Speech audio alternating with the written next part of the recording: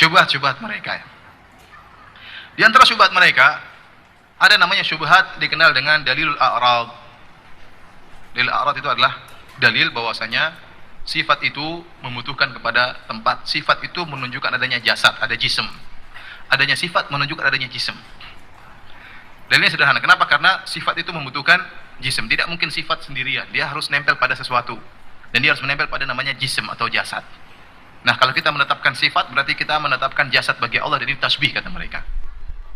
Tasbih. Jadi begini. Kata mereka, ya.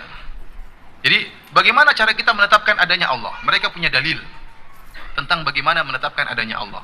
Apa dalilnya? Dalil disebut dengan dalil a'rad. Dalilul a'rad atau dalil tentang sifat. Kata mereka, kita harus tahu namanya Tuhan ini ada. Bagaimana? Karena kita melihat ada sesuatu yang muncul, sesuatu yang baru. Adanya gunung, adanya manusia, adanya bumi ini. Ini sesuatu yang baru. Berarti Tuhan itu yang menciptakan, yang Tuhan yang azali, Allah Subhanahu wa taala munculkan sesuatu yang baru. Setiap sesuatu yang baru itu berarti apa? Makhluk. Nah, bagaimana kita bisa tahu sesuatu ini baru? Bagaimana kita bisa tahu sesuatu ini baru? Kata mereka, cara mengetahui sesuatu yang baru dengan kita tahu ada sifat-sifatnya. Ada sifat-sifatnya. Nah, sifat-sifat itu, kalau kita tahu itu ada sifat-sifatnya seperti bergerak, terpisah, berbilang, menetap, berpindah, itu namanya sifat-sifat. Dingin, panas, ya. Ini namanya sifat-sifat. Nah, kalau kita tahu ada sifat-sifat, berarti sifat-sifat itu membutuhkan suatu tempat. Karena sifat-sifat nggak mungkin berdiri sendiri. Ada suatu dingin, ada dingin pasti suatu yang dingin. Entah botol yang dingin, entah es yang dingin, entah dinding yang dingin, ya. Panas pun suatu sifat, nggak mungkin muncul tahu-tahu panas, nggak ada. Panas seperti menempati sesuatu. Paham? Maka dari sini kata mereka untuk menunjukkan sesuatu itu baru, dia memiliki sifat. Kalau berarti ada sesuatu yang memiliki sifat, maka itu sesuatu yang baru. Nah, Allah tidak boleh baru. Paham sampai di sini? Mulai hang. Paham atau tidak? Ya, saya ulangi. Jadi mereka al-mutakallimun, ahlul kalam, mereka ingin menetapkan adanya Allah. Jadi mereka ingin bantah orang-orang ateis, ya. Gimana cara menetapkannya Allah? Mereka punya metode namanya dalilul a'rad, bahwasanya sifat menunjukkan adanya jisim, adanya apa? Jasad, ya. Terus bagaimana? Kata mereka, ini alam semesta kita lihat sesuatu yang baru. Allah pasti tidak boleh baru. Nah, bagaimana kita tahu alam semesta ini baru? Dengan melihat sifat. Kapan ada sifat, maka itu menjadi apa? Sesuatu yang baru. Karena sifat sesuatu yang bergerak, berpindah, dingin, panas ini adalah sifat-sifat suatu makhluk. Maka tidak boleh ada yang baru bagi Allah Subhanahu wa taala. Maka dengan demikian mereka menolak sifat-sifat. Muncullah Jahmiyah, ya.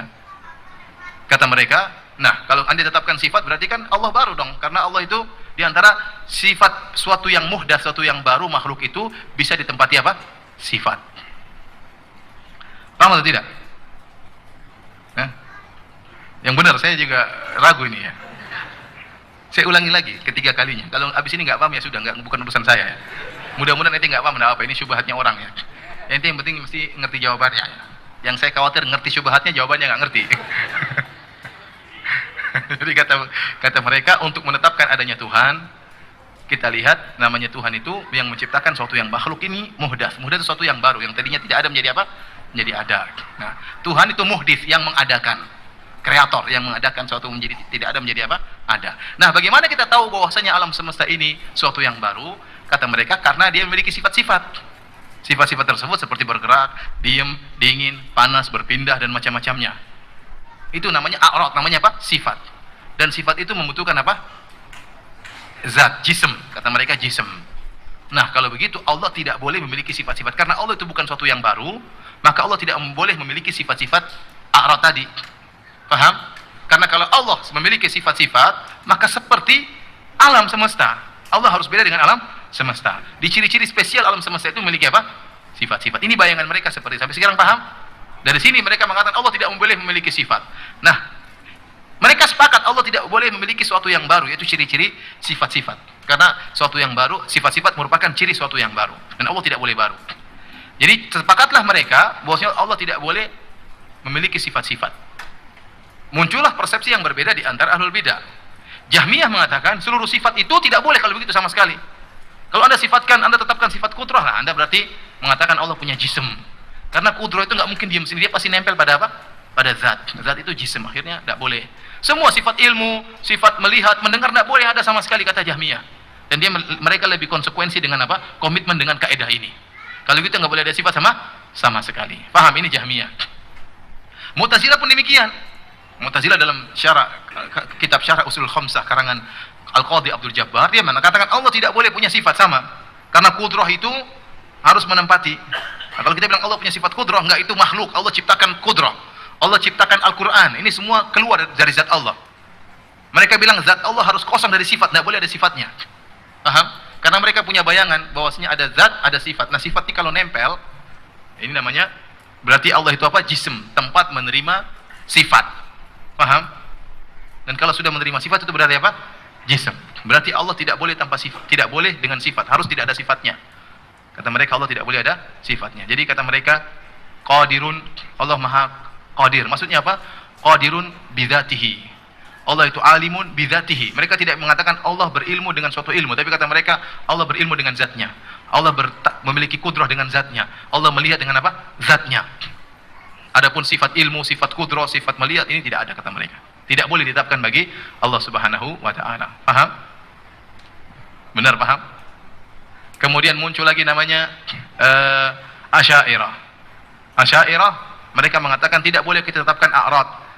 Asy'ariyah mutaqaddimin mengatakan adapun sifat-sifat dzatiyah seperti wajah, kemudian tangan, kemudian mata, itu bukan suatu a'rad, itu suatu yang menetap pada zat. Maka ini boleh kita tetapkan.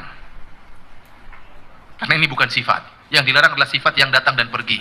Maka mereka menolak sifat ikhtiyariyah, sifat fi'liyah. Mereka mengatakan tidak ada sifatul kalam sebagaimana yang antum pahami. Allah berbicara dengan bahasa. Karena ini bahasa ini pergi. Tadinya ngomong sama Musa, tadinya nggak ngomong sama Nabi Musa, kemudian ngomong sama Nabi Musa. Paham? Berarti baru atau tidak? Tadi Allah ngomong sama Nabi Musa tidak sebelumnya? Tidak ngomong. Sekarang ngomong, wahai Musa, apa di tangan kananmu? Berarti kan ini omongan baru. Kata mereka kalau gitu nggak boleh, Allah seperti ini nggak boleh. Kalau gitu Allah bicaranya gimana? Kalamun nafsi, bahasa jiwa yang tidak pernah berubah dari zaman azali sampai selama-lamanya. Adapun Al-Quran cuma sekedar apa? Penterjemahan. Paham? Kayaknya sudah tambah hang ya. Saya tanya paham atau tidak? Yang bilang insya Allah cuma satu orang. Insya Allah. itu pun dengan suara yang lirih. Jadi saya tidak maksa antum untuk paham ya. Ini syubhat ya. Makanya ya, Al-Ghazali saya baca apa namanya? Ibnu Hajar menukil dalam Fathul Bari. Jadi ini syarat orang masuk Islam harus ngerti ini. Karena kita bicara tentang bagaimana menetapkan adanya Tuhan. Bagaimana tahu Tuhan itu ada? Katanya ente harus tahu bahwasanya alam ini adalah perkara yang baru. Tuhan tidak baru. Nah, bagaimana anda tahu alam ini tidak baru? Alam ini baru sementara Tuhan tidak baru. Alam ini baru diketahui dengan adanya a'rad, adanya sifat-sifat.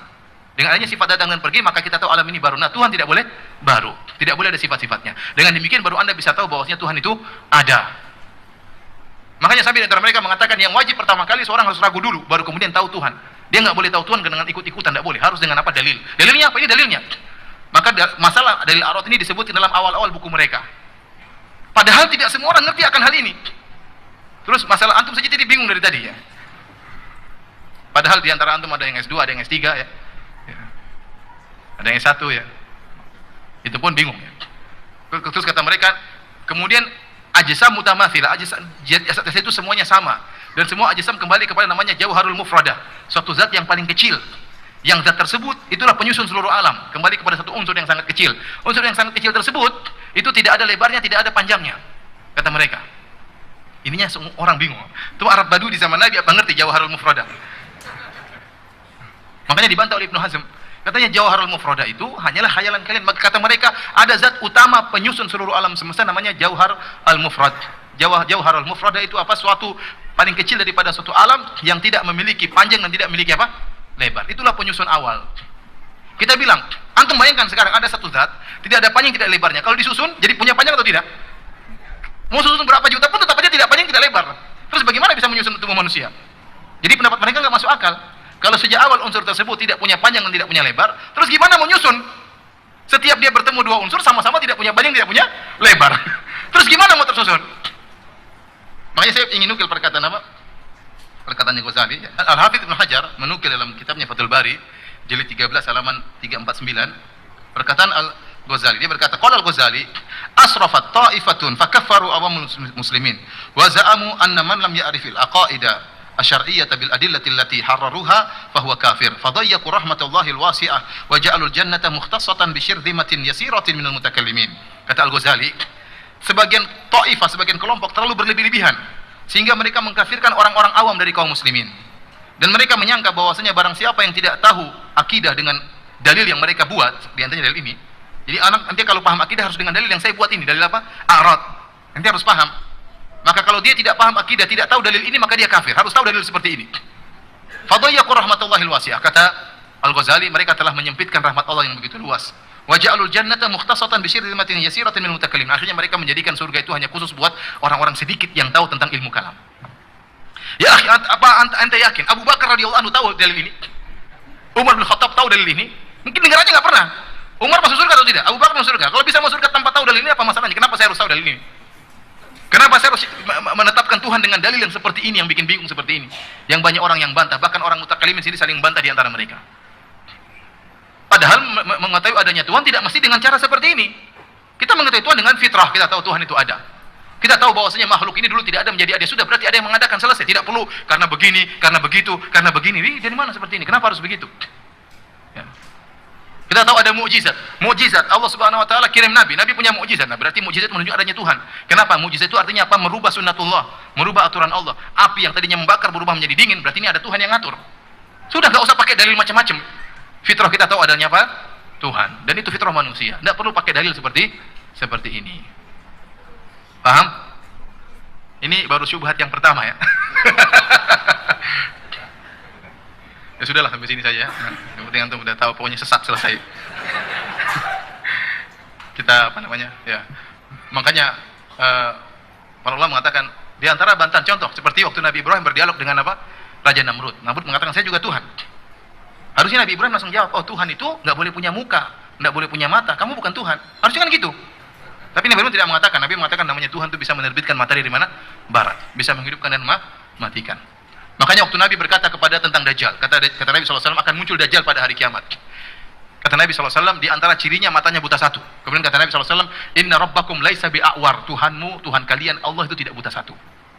Seandainya kalau Tuhan tidak boleh berwajah, tinggal Nabi bantah, Tuhan tidak punya wajah, selesai. Dajjal punya wajah, selesai. Tapi justru Nabi mengatakan, Allah tidak buta satu. Berarti Allah punya mata. Matanya seperti kita nggak tahu. Ya. Paham? Jadi saya bilang ini dalil aneh ya. Mereka mengatakan orang masuk Islam harus caranya seperti ini, harus tahu di mana adanya Tuhan, caranya bagaimana adanya Tuhan dengan cara dalil seperti ini yang susah untuk dipahami. Yang banyak orang yang munazaat, yang orang mencela dalil ini karena susah untuk dipahami dan banyak kontradiktif dalam pendalilan seperti ini. Wallahu a'lam bishawab.